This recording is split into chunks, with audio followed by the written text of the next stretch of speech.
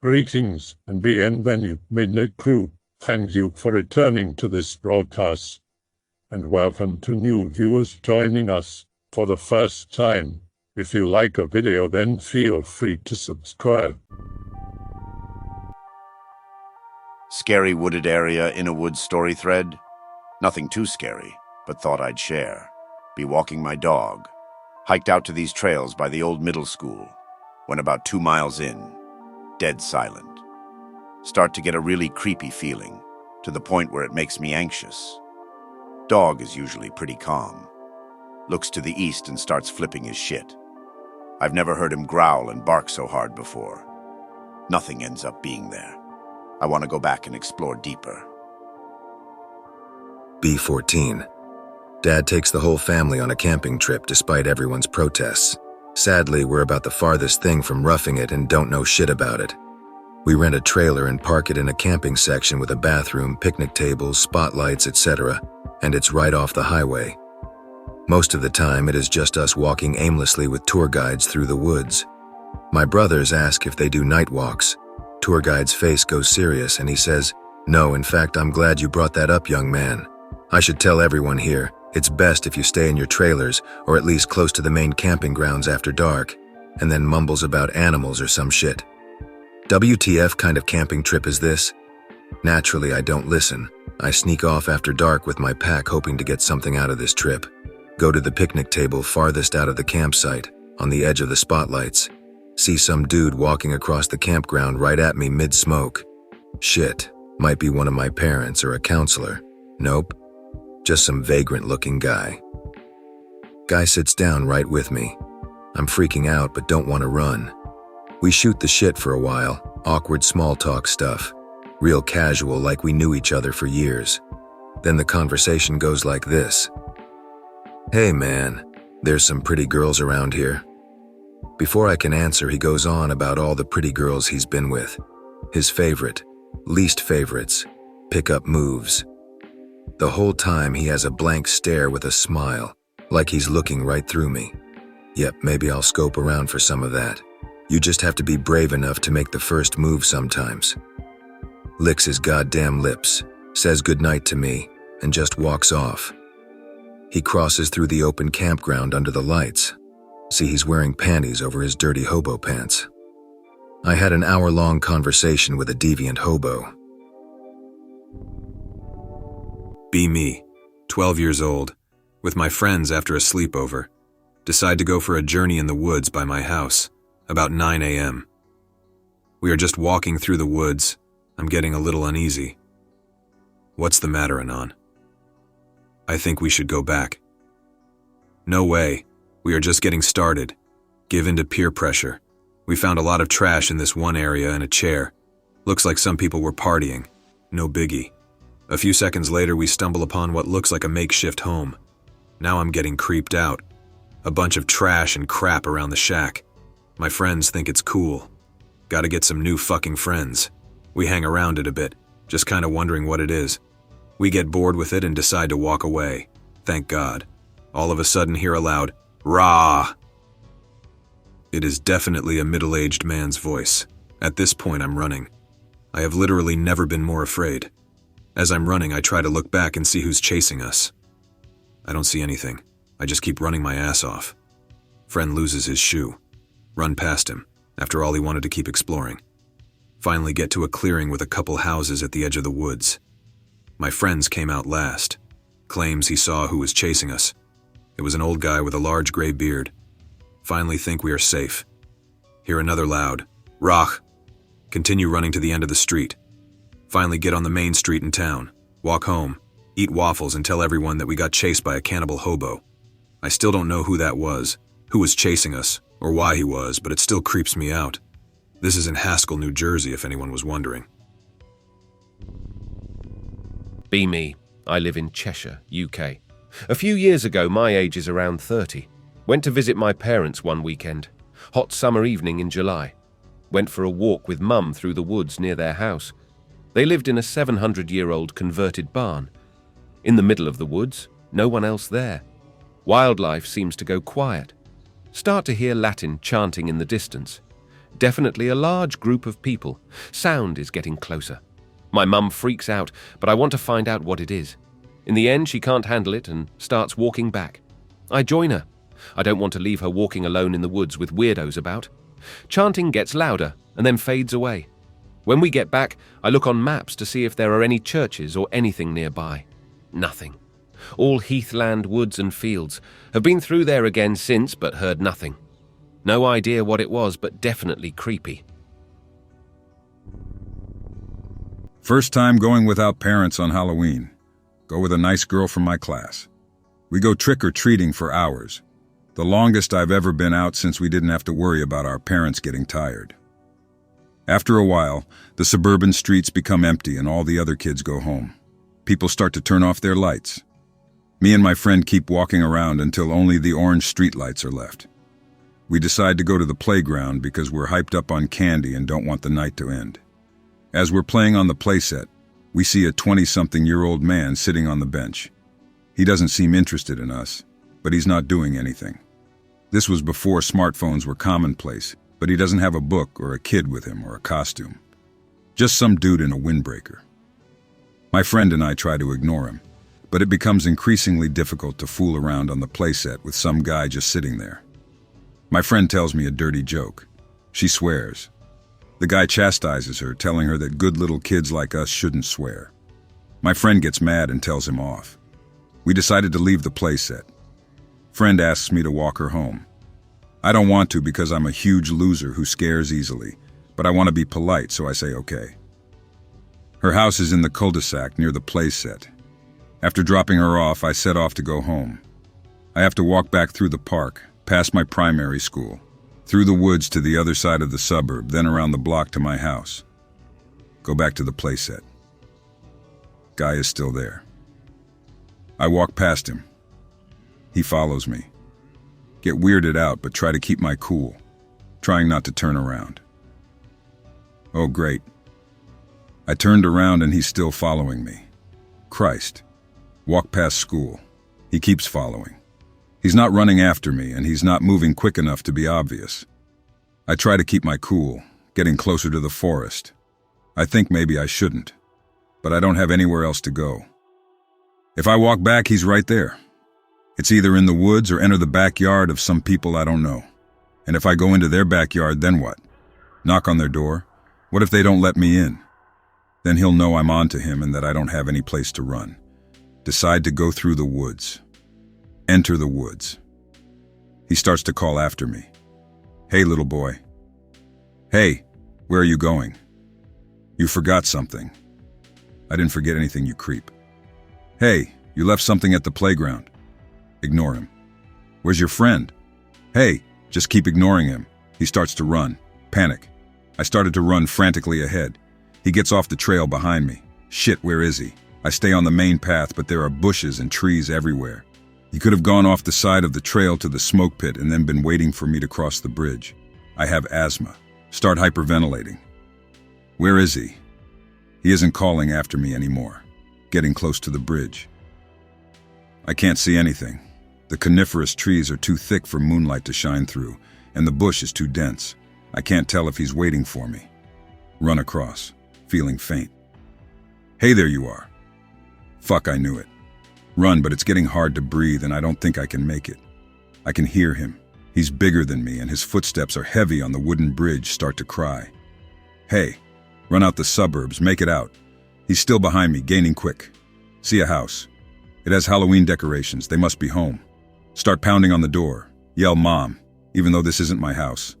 Mom, mom, mom, dad, mommy. I see him across the road. He watches me. The door doesn't open. He starts to move forward. Mom, please open up, Mom. He's getting closer. The door opens and my neighbor sees me. I scream, please help.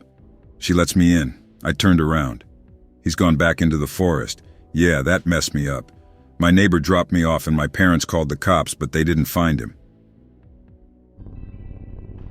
Couple years ago, walking around woods near my friend's lake house with my dog. Dog starts flipping shit. Let him lead me over a hill. Strong chemical smell, my first thought is meth lab. Campsite, clothes strewn all over. 2 people lying face down on the ground. a long-haired man and a blonde, skinny woman. The man's foot is basically on top of a smoking, burned-out fire. The woman is half out of a tent. Dog is barking like crazy, and I'm yelling at them, but neither moves. I'm still about 60 yards away, afraid to get closer. Really weird vibes at this point. Dog is snarling like a goddamn monster, hard to control. No phone signal up there, so I go back to the house, yanking the dog the whole way. Tell my friend about it. He's pissed about random rednecks camping. He doesn't take me serious when I say they look dead or drugged. He doesn't call the cops, and we walk back up there. Friend is acting really weird, really mad and out of character. Dog knows the way and is dying to get back there. We find the spot where the campsite was, I am 100% certain. But there wasn't a scrap of anything there. Somebody broke down that tent, picked up all those clothes, put out, buried, and raked out the fire, and went somewhere, all in the 10 or 15 minutes I was heading back, not starting till I was out of earshot. Friend believes me they were there, but just figured I scared them off. Dog is whining, acting manic. We go back, I have no idea what happened. Either those two were out cold, or they were playing dead. If they were drugged out, they couldn't have broken that campsite down that quickly. Something similar happened to me once, freshman in high school. Some of the kids broke in over the weekend and trashed the place. Flipped desks, clogged the shitters, emptied the fire extinguishers through the hallways. They never caught them, but they canceled school for a week to clean it up. I'm out for most of the week, hanging around with friends mostly. Spend the time from dusk to dark in the park, which is some rusty old jungle gym and benches that kids are too afraid to use.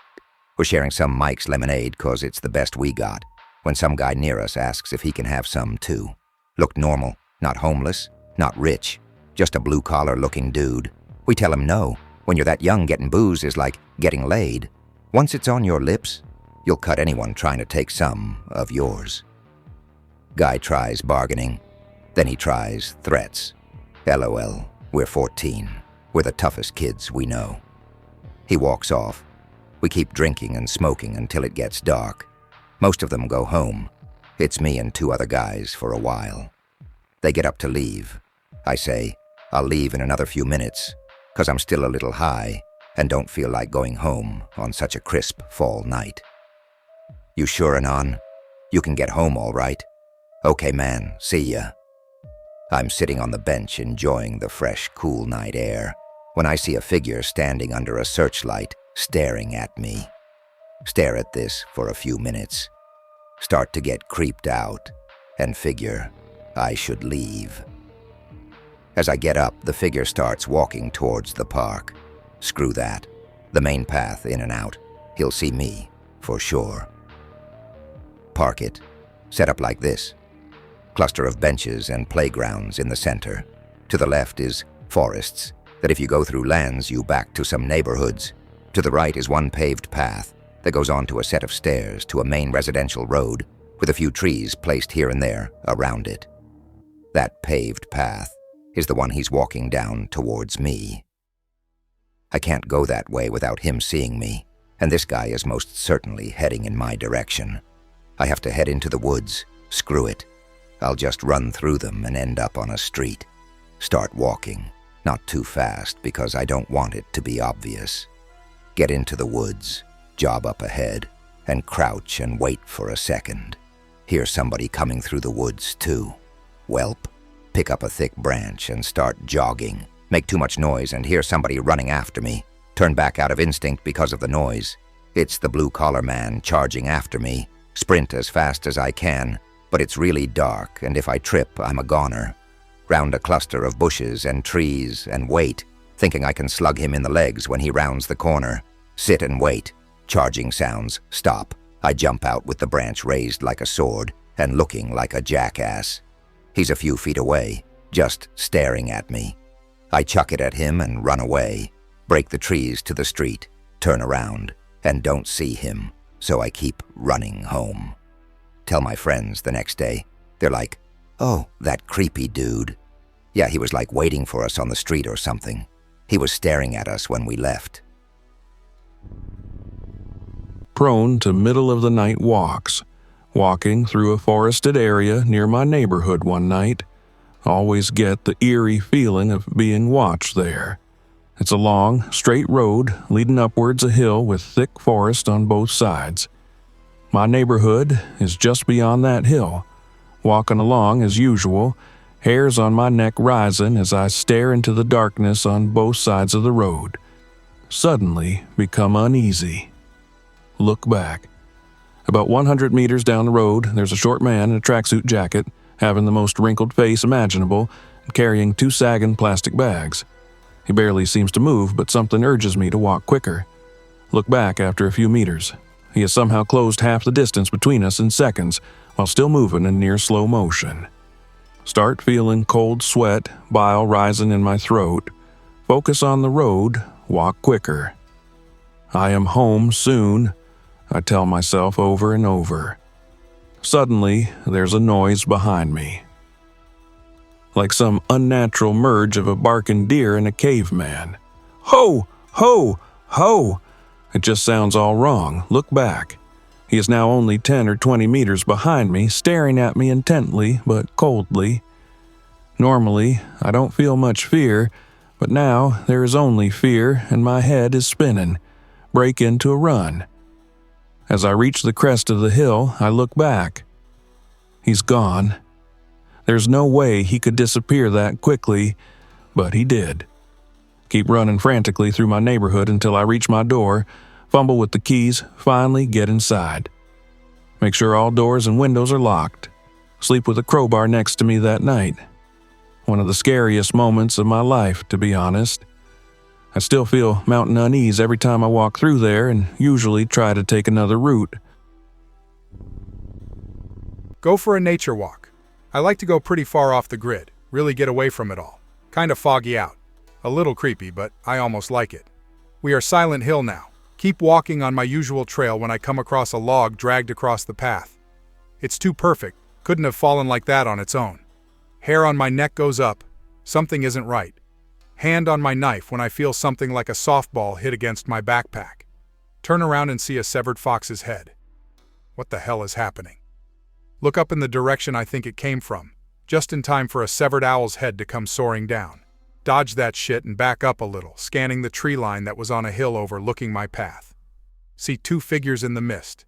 Gearing up for another throw. Gather some rocks and start returning fire. I played baseball, so I was much more accurate. They duck and cover out of sight. I wait a minute and then run away like a wuss. As I'm going, another fox head flies by me. Some of the blood got on my shirt, it was that close. Sprint up the trail, stop to catch my breath and look back to see what the hell just happened. There was a third figure in the tree line that was behind me. All 3 of them were staring at me. Realized they were trying to get me to back up right into him. Run home, never looking back. Told my friend's dad, sheriff's deputy. He informed me of an attempted murder in those woods, and the guy got 2 of his fingers cut off in the struggle. I still like going for nature walks, just not alone. Me and 4 roommates decided to go to my parents' house in Mexico. It's in a very rural pueblo like 45 minutes away from the closest city hub. The town itself is very tropical, with tons of green, roaring hills and plenty of dense trees. Parents' house is on the farthest edge of the pueblo, surrounded by dense trees. The closest house is like a 10-minute walk.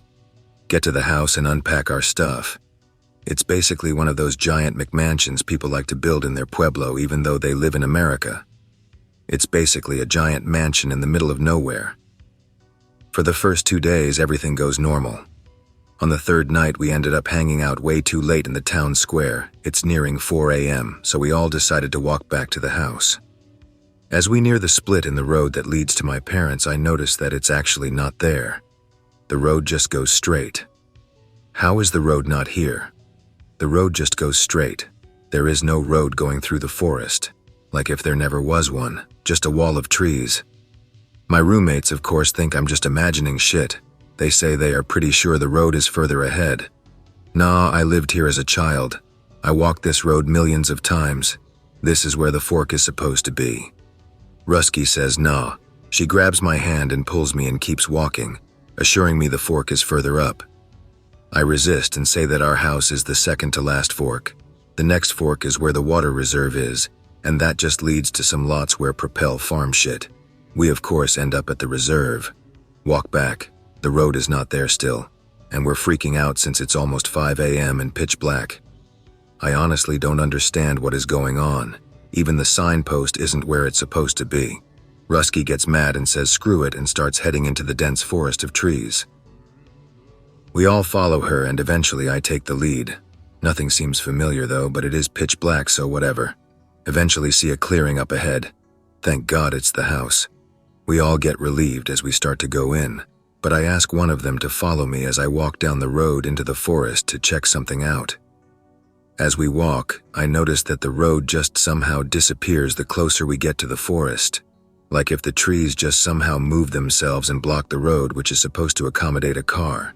We get pretty spooked, so we walk fast to the house, insisting that it's just because it's dark out and we're tired. Morning comes and of course you can see the road now. We all decide we want to go into the city for breakfast, so we start heading to the square to catch the bus that leads us there.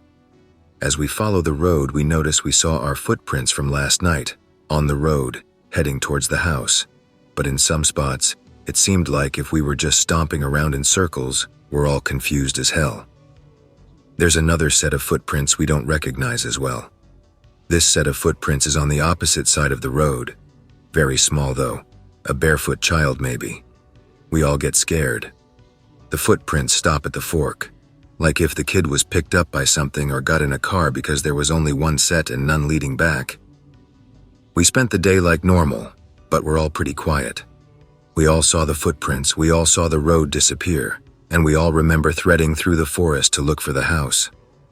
We get to the Pueblo around 1 a.m. this time, and this time we actually found the fork, as we walk kinda holding each other and in a line. The road somehow turns and twists in directions that it's not supposed to. It disappears again. We are walking through dense forest again. Suddenly hear one of the girls scream. We look back and we see this guy on the floor grab my friend's leg. He moans and she kicks off her shoe and we bolt out of there. We all got to the house and we all stayed in my room on the second floor that night. Around 4 a.m. we hear sounds coming from downstairs, but we stay in the room with everything locked and all of us huddled together. Morning comes and we all decide to go downstairs. Dirty footprints of a child are all over the first floor, going into the bedrooms and the kitchen and bathroom. Some are on the wall and ceiling in the living room. We notice it's only a child's left foot that's making these footsteps. We decided that this would be a good time to leave. We pack our stuff and start heading out. We all kinda carry a weapon of some kind. I am holding a machete. As we walk, we notice something neon green on the side of the road. It's my friend's shoe, and it's tangled on a tree branch that looks eerily like a hand. It's surrounded by the tiny kid's footprints, like if it was circling the shoe over and over. We decide to leave the shoe there. When we get home, I tell my parents about all the weird shit. All my friends never talk about it again. Last year, my parents asked my roommates if they wanted to go with them to Mexico this year, and all of them were like, hell no. Last October, me and 5 friends rent a cabin for the weekend in the middle of nowhere. We were all stupid excited on Friday when we arrive. We all rode crammed together in one car, get everything set up for a campfire in the woods and get wasted. Friend Jay is getting over an ex crying. We all try to cheer him up. We all tell drunk stories. Near midnight, we are about a 10-minute hike away from cabin, which itself is a good 20-minute drive from a real road. We let the campfire go low, and me and another friend, S, are trying to get it started again, while Jay is almost passed out behind me, drunk blabbering. Jay goes quiet all of a sudden. Turn around and see Jay is standing beside a girl in a dress, no shoes. Remember, in the middle of the cold-ass woods in October. Jay is staring at her. He gets out his phone and calls someone, hangs up after a couple seconds. Girl is just looking at us while he does this. I ask her if she is lost. She moves her head side to side, not a shake, but like left ear to left shoulder, then right ear to right shoulder. She keeps doing it. Jay is freaked out, looks totally sober. S goes to Jay and she tries to calm him down. I asked the girl if she wanted to come back to the cabin with us. She says yes, seems more normal now. The other two friends, K and M, pack up our stuff and walk with Strange Girl while me, S, and J walk ahead. J says the strange girl looks exactly like his ex and thought it was her. He called his ex to see if she would pick up. She didn't. He's convinced it is her, and she's messing with him. I tell him the girl is probably some crazy religious guy's daughter or something that just runs around the woods for fun. Really, I thought she was homeless. Jay is kind of convinced and wants to go back and talk to her. He seems drunk again, and it isn't hard to get him to go to bed instead. Me and S talk bullshit till the rest get back. K and M get back, no strange girl. They said the strange girl would alternate between sounding perfectly normal, talking about being at school or working at some restaurant, then start doing strange gestures and waiting for us to respond. M asked her how she got in the woods, and the girl said, "Hey, down." She started saying that to everything. M and K stopped talking to her. When they got close to the cabin, they looked around and she was about 50 feet behind them. They walked in without, guessing she was still out there. We all talk about how strange it is. Eventually, we all go to sleep. I wake up. It's still dark. Jay is making a racket messing with the supplies. Look around and see strange girl standing to his side. Her dress is covered in dirt, scabs on her knees and arms. I get up and ask Jay what is going on. He says he heard a noise outside, went to check it out, didn't see anything but noticed 2 tires on the car were flat. Tells me he has some tire repair stuff in the supplies. What about her? I ask him. Strange girl was outside by the trees and he invited her back. I want to tell him he is a dumbass and she probably popped the tires, but she's right there, so I just give him the stink eye. He finds the tire repair gel and a pump. I say I'll help him and we go outside. I tell him how strange the girl was to K and M. He blows it off and says she seems nice. You just miss your ex, you dumbass. We get to the car and I see the 2 flats and find a nail in each one. We start patching them. S comes out while we work, says she woke up because a strange girl tried to sleep beside her. She probably saw K and M together and wanted to make a matching pair, Jay suggested. I think that's what it was though, like she was trying to learn. She talks to us while we wait for the tire stuff to dry. She also thinks strange girl is homeless and we should make her leave.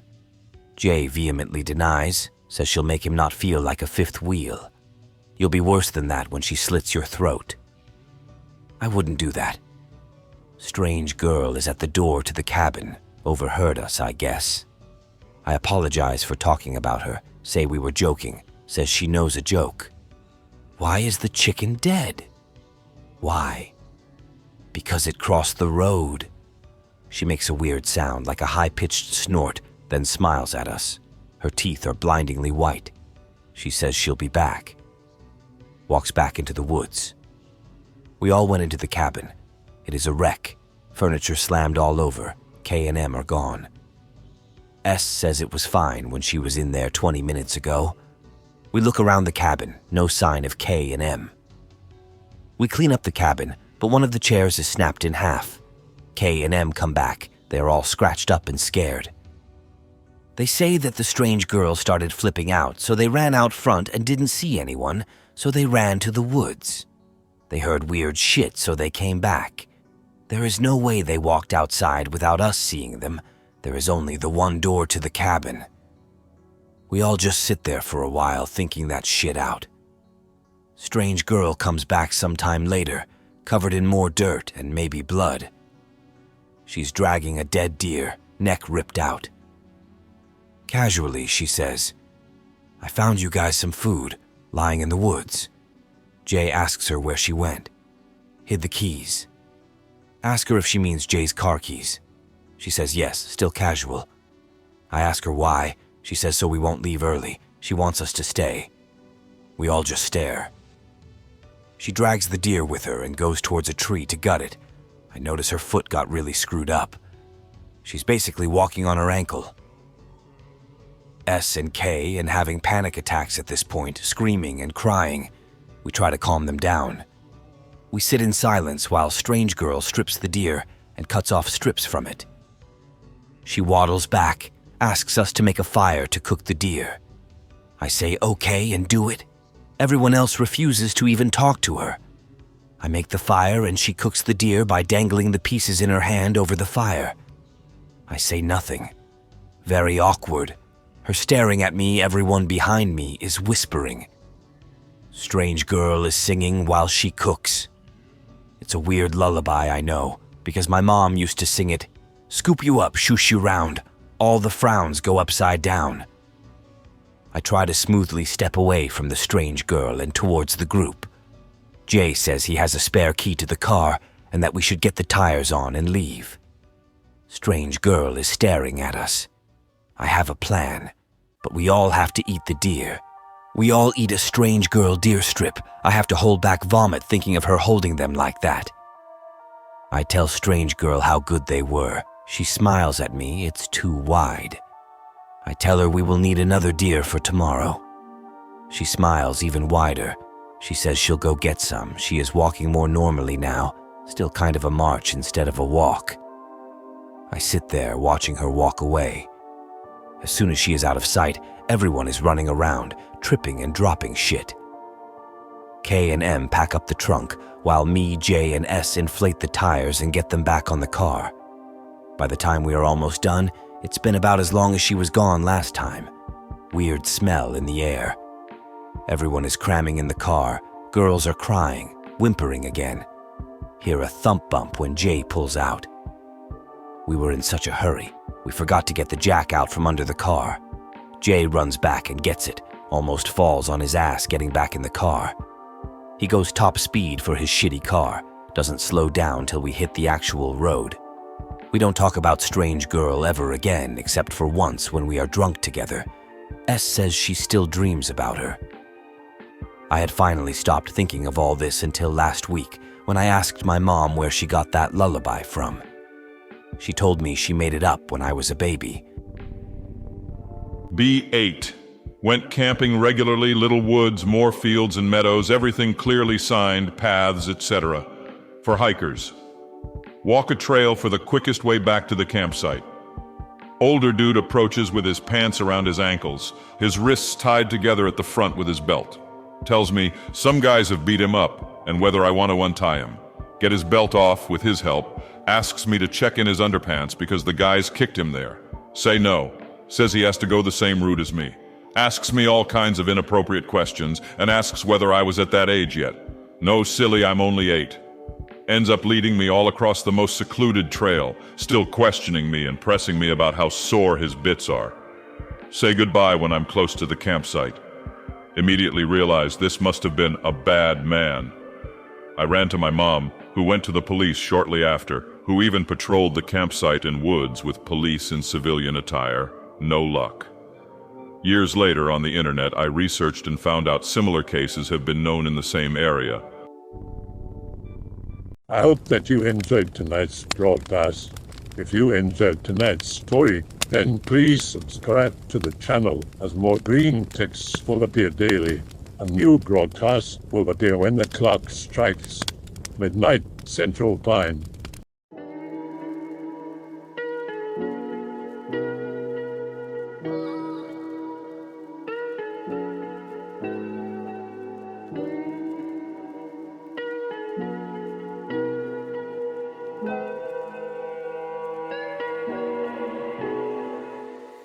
Remember to check the Odyssey and Rumble pages for separate archives of previous broadcasts.